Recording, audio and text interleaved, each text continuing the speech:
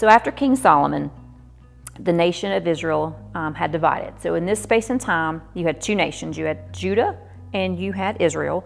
You had two kings. You had Rehoboam and you had Jeroboam, and you had two capitals. But there was only one place that God had designated and allowed for worship for his people. Only one place God promised to inhabit, and that was the temple in Jerusalem.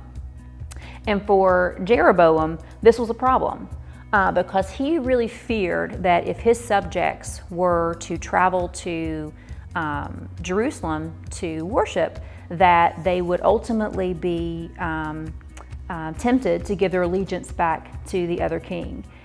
So out of an act of self-preservation, really, he built these altars, and he put them in these very strategic places because the journey time from where they were living and Jerusalem was very long. And so he put them in these strategic places, saying, that trip is too long. So he basically said, just come and worship here. Now his altars looked like this. They were two calves. Now two calves was an Egyptian practice. And so no doubt the Israelites would have been very familiar with this because of their history with Egypt.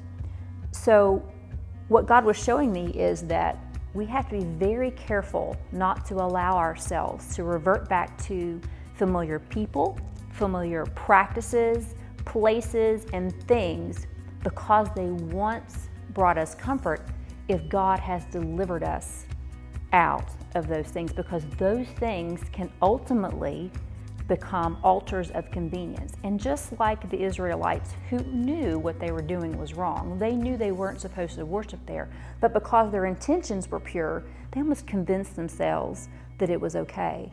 And ultimately it led them back into idolatry. And ultimately what those altars of convenience in our life lead us to is compromise.